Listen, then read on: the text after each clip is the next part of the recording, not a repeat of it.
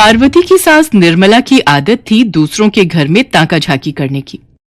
निर्मला की इस आदत से पड़ोसन शांति भी कई बार खिसिया जाती थी। क्या बात है शांति, आजकल नाश्ते में बड़ा घी मक्खन खाया जा रहा है।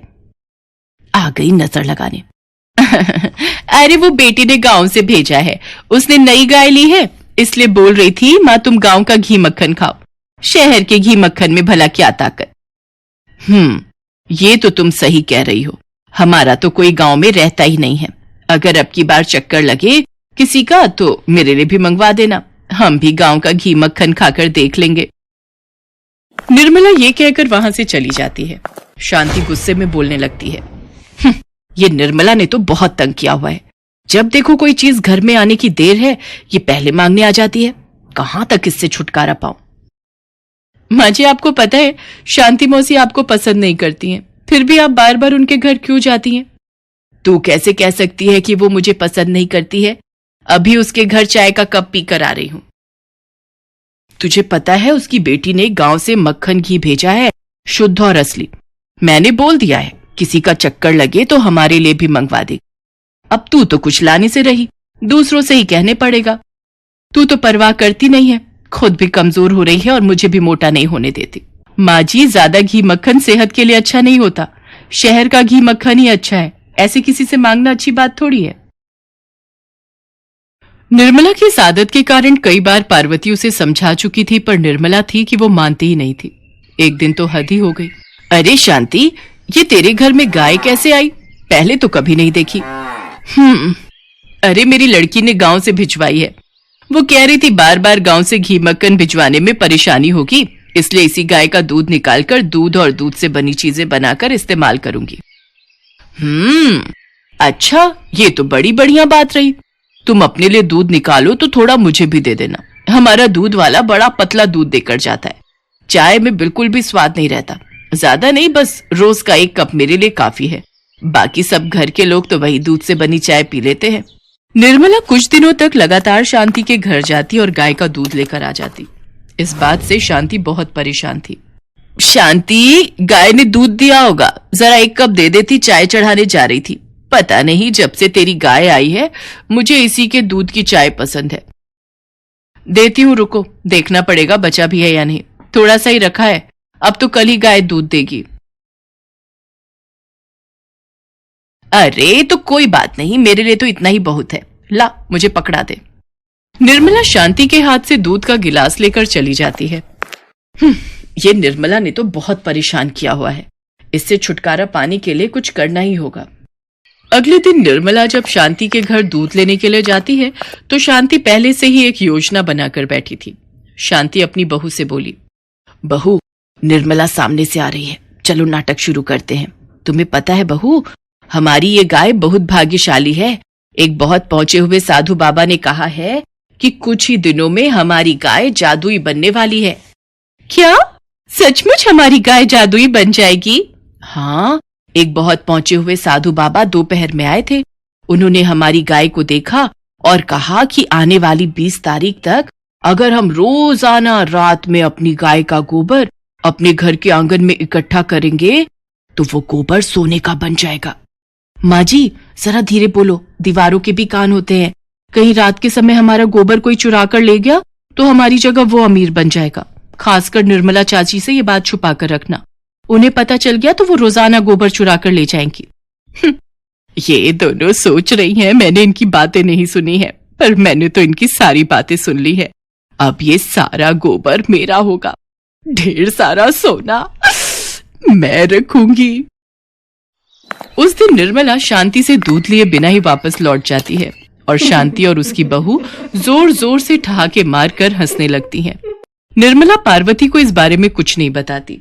रात के समय जब सब सो रहे थे, निर्मला चुपचाप उठती है और शांति के घर जाती है। अरे बाप रे, गोबर में से कितनी बदबू आ रही है, पर क्या करूं, मजबूरी में इसे उठाकर अपने घर के आंगन तक ले जाना ही होगा। निर्मला गोबर चुराकर अपने घर के आंगन में डाल देती है। अगले दिन पार्वती उठती है और निर्मला से पूछती है, माँ जी हमारे घर के आंगन में गाय का गोबर पड़ा है, बहुत बदबू आ रही है, पता नहीं लगता है कोई गाय रात के समय गोबर कर गई, आपकी चारपाई हटाकर साफ कर देती हूँ। अरे नहीं बहू, रुको, ये गोबर मत हटाना। वो मुझे पूजा के लिए उपले बनाने हैं, इससे ज्यादा मैं तुम्हें कुछ नहीं बता सकती। ठीक है, जैसी आपकी मर्जी, अब मैं क्या ही बोलूं। अब तो रोजाना ही पार्वती की सास निर्मला गोबर की चोरी करने लगी। शांति और उसकी बहू तो मजे ले रही थी। गोबर चुराने के चक्कर में निर्मला ने शांति से दूध मांगना बंद कर दिया। निर्मला को तो बस अब हर तरफ सोना ही सोना दिखाई दे रहा था। बस 2 दिन की बात और है, परसों ये सारा गोबर सोने में बदल जाएगा। माँ जी ये भी गुस्सा कर रहे थे, आपने पूरे आंगन में गोबर ही गोबर फैला दिया है। आखिर इस गोबर का करना क्या चाहती हो, और ये गोबर आप लाती कहां से हो? मैंने तुम्हें एक बार कह दिया ना कि ये गोबर मुझे चाहिए, परसों के बाद ये गोबर तुम्हें यहां नहीं दिखाई देगा। पार्वती चुप हो जाती है। अगले दिन पार्वती जब छत पर कपड़े सुखा रही थी तो उसने पड़ोस की छत पर बैठी शांति और उसकी बहू की बातें सुन ली। देखा बहू, निर्मला का घर गोबर से भर गया है। हमने कैसी अच्छी योजना बनाई, रोजाना इतना दुखी किया हुआ था इस निर्मला ने। आपने सही किया, निर्मला चाची तो उस गोबर को सोने में बदलता हुआ देखने के लिए कितनी उत्साहित हो रही हैं। पर जब ऐसा कुछ नहीं होगा तो वो अपना सिर पकड़कर बैठ जाएंगी। उन्हें आपने अच्छा सबक सिखाया है। अच्छा तो ये बात है, ये दोनों सास बहू माँ जी का मजाक बना रही हैं। मुझे इन्हें सबक सिखाना हो। पार्वती निर्मला को सारी बात बताती है, जिसे सुनकर निर्मला को बहुत दुख होता है। माँ जी आप चिंता मत करो, देखना कल शांति मौसी आपसे खुद माफी मांगेंगी। मैं जैसा कहती हूँ आप वैसा ही करो। अगले दिन निर्मला शांति के पास जाती है। शांति ये लो मुंह मीठा करो, तुम्हारे कारण आज हम लखपति बन गए। पूरे 50 लाख रुपए का सोना बिका है, घर में सब बहुत खुश है। सारे गोबर का सोना बन गया। मुझे उन बाबा का पता दे दो, मैं उनसे मिलकर उन्हें भी धन्यवाद बोलाऊंगी। ये तुम कैसी बात कर रही हो निर्मला, ऐसा कभी नहीं हो सकता। मैंने तो तुमसे झूठ बोला था, लगता है तुम्हारा दिमाग खराब हो गया है। मेरे घर कोई बाबा नहीं आए। शांति के मुंह से सच्चाई निकल ही जाती है। इतनी देर में पार्वती भी वहां आ जाती है। शांति मौसी, हम तो आपके मुंह से सच्चाई उगलवाना चाहते थे और वो सामने आ गई। आज के बाद सासू माँ आपसे कोई मतलब नहीं रखेंगी। आपने मेरी सासू माँ को चोर बना दिया, शर्म आनी चाहिए आपको। वो तो आपको अपना मानकर थोड़ा बहुत कुछ मांग लेती थी, पर आपने उनके अपनेपन का मजाक बनाया। चलो सासू माँ, आज के बाद इनके घर आने की कोई जरूरत नहीं है। पार्वती निर्मला के साथ घर आ जाती है। शांति चाहते हुए भी अपनी इस गलती की माफी निर्मला से नहीं मांग सकती थी, क्योंकि वो जानती थी कि निर्मला को उसकी इस बात से बहुत ठेस पहुंची है और अब ये आपसी प्रेम का रिश्ता कभी ठीक नहीं होगा। माँ जी, मैंने आपको मना किया था, इस घर में अगर आम आए तो मैं ये घर छोड़कर चली जाऊंगी, पर आपने फिर आम मंगवा लिए। आपको पता है मुझे आम बिल्कुल भी पसंद नहीं है। अरे तुझे पसंद नहीं है तो मुझे तो पसंद है। मैंने राजेश से कहकर स्पेशल दशहरी और चौसा आम मंगवाए हैं। आज आम के साथ मैं 1 रोटी ज्यादा खाऊंगी।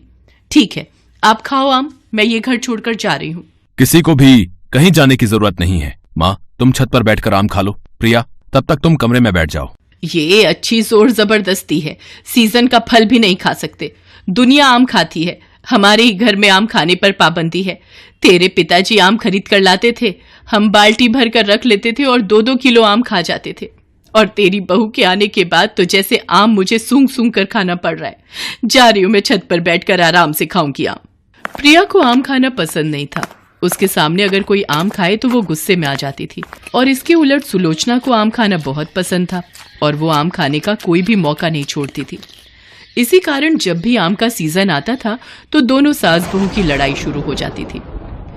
एक दिन सुलोचना सब्जी मंडी गई और उसने देखा कि एक आम वाला भैया सस्ते दामों में बड़े ही रसीले आम बेच रहा था। उसका मन ललचा गया। मन तो कर रहा है अभी हाथों हाथ ये आम खरीद कर खा लूं। प्रिया के चक्कर में कितना तरसना पड़ता है आम खाने के लिए। काश ऐसा होता कि प्रिया आम खाने की सबसे बड़ी शौकीन बन जाती। सुलोचना अपने आप से बातें करती आ रही थी, तभी उसे पेड़ के नीचे बैठे एक साधु बाबा मिलते हैं। वो उन्हें माथा टेकती है और खरीदे हुए आमों में से कुछ आम बाबा के सामने रख देती है। बाबा, ये कुछ आम आप रख लीजिए। इतने सारे आम तुमने मुझे दे दिए, अपने घर के लिए नहीं रखे? बाबा, मेरे घर पर मेरे अलावा ये आम और कौन खाएगा। मेरा बेटा मुश्किल से 1 आम खाता है और मेरी बहू तो आम से इतनी नफरत करती है कि मैं घर में आम खा ही नहीं सकती। चोरी छुपकर मुझे आम खाने पड़ते हैं। बस इतनी सी बात। तो आज से तुम्हारी बहू को सबसे ज्यादा आम खाने ही पसंद आएंगे। वो दिन रात आम खाए बिना नहीं रहेगी। ये आम लो और इसका छोटा सा हिस्सा किसी भी तरह अपनी बहू को खिला देना। जैसे ही ये आम बहू खाएगी, उसी पल आम उसका पसंदीदा फल बन जाएगा। साधु बाबा से आशीर्वाद लेकर सुलोचना घर आ जाती है और बहाने से उस आम के टुकड़े को प्रिया को खिला देती है। उसी शाम, माँ जी, फ्रिज में कुछ आम रखे थे, वो दिखाई नहीं दे रहे। आम खाने का बड़ा मन था। हाँ, वो फ्रिज में ऊपर वाले डब्बे में है। चलो हम दोनों मिलकर आम खाते हैं। दोनों सास बहू मिलकर आम खाती हैं, पर प्रिया को तो और आम खाने थे। वो और आम खाने की मांग करती है। सासू माँ, मुझे और आम खाने हैं। मैं राजेश को फोन कर देती हूँ, वो बाजार से ले आएंगे। प्रिया को ऐसा करते देख सुलोचना बहुत खुश थी। आखिर आम उसे भी बहुत पसंद थे और अब उससे भी ज्यादा से ज्यादा आम खाने को मिल रहे थे। राजेश भी जब प्रिया को आम खाने के लिए कहते हुए सुनता है तो वो भी हैरान रह जाता है। राजेश आम खरीदकर घर पहुंचता है। सुलोचना के हिस्से में एक आम आता है, बाकी के सारे आम प्रिया खा जाती है। सुलोचना इस बात को अनदेखा कर देती है। अब तो प्रिया जब देखो तब आम ही खाती रहती थी। सारी रसोई में आम के छिलके बिखरे रहते थे। प्रिया को इतने ज्यादा आम खाते देख सुलोचना परेशान होने लगी। एक दिन राजेश किसी काम से 2 दिन के लिए बाहर गया हुआ था। सुलोचना भी इस बीच बाजार नहीं जा सकी और घर पर आम नहीं रखे थे। प्रिया ने शोर मचाना शुरू कर दिया। माँ जी, मुझे आम खाने हैं। फ्रिज में आम क्यों नहीं है? आप मुझे कहीं से भी आम लाकर दो। मैं आम खाए बिना नहीं रह सकती। क्या मुसीबत मोल ले ली। रात के 10 बज रहे हैं। अब इस समय आम कहाँ से लाऊं? मुझे किसी भी कीमत पर आम खाने हैं। अब तो एक ही रास्ता बचा है। नुक्कड़ पर जो फल की दुकान है, वहां से आम लाने होंगे। सुलोचना प्रिया को लेकर पड़ोस में बनी फल की दुकान पर जाती है, पर दुकान बंद हो चुकी थी और प्रिया आम खाने के लिए शोर मचा रही थी। उसका शोर सुनकर कोई आ न जाए, सुलोचना उससे बोली। प्रिया, अगर ऐसे शोर मचाए तो लोग इकट्ठे हो जाएंगे। अब हमारे पास एक ही रास्ता बचा है। हम दोनों को इस दुकान से आम की चोरी करनी होगी। कोई बात नहीं माँ जी, हम आम की चोरी भी कर लेंगे, पर कम से कम रसीले आम खाने को तो मिल जाएंगे। तुम पतली हो, इस खिड़की के रास्ते तुम दुकान के अंदर चली जाओ और सामने रखी आम की पेटी में से आम उठा लाना। फलों की दुकान में एक खिड़की बनी थी। प्रिया किसी तरह उस खिड़की को खोलकर अंदर जाती है और ढेरों आम चुरा लेती है और थैले में भर लेती है। दोनों सास बहू आम की चोरी करके घर आ जाती हैं। प्रिया को तो आम खाने से मतलब था। वो इस बात पर ध्यान नहीं देती और सारे आम खा जाती है। अगले दिन पड़ोसन सुलोचना को मिलती है। तुम्हें पता है सुलोचना बहन, पड़ोस में जो फल वाला है, उसकी दुकान से रात को आम चोरी हो गए। दुकान में फल बिखरे हुए थे। सुना है कोई आम चोर था। चोर ने खाली आम ही चुराए। पड़ोसन की बात सुनकर बराबर में खड़ी प्रिया हंसने लगती है। सुलोचना उसे घूर कर देखती है और पड़ोसन से बात करके घर के अंदर आ जाती है। अगली रात फिर प्रिया सुलोचना से कहती है, माँ जी, दोबारा उसी फल वाले की दुकान पर चलते हैं ना? उसके आम बहुत ही बढ़िया थे। नहीं, अब दोबारा नहीं। और आम फ्रिज में रखे हैं, तुम वो खा लो। राजेश आ जाएगा तो बाजार से मंगवा लेंगे। माँ जी, फ्रिज में जो आम रखे थे वो तो मैंने सुबह ही खा लिए। अगर आप नहीं चलोगी तो मैं अकेले ही आम चोरी करने चली जाऊंगी।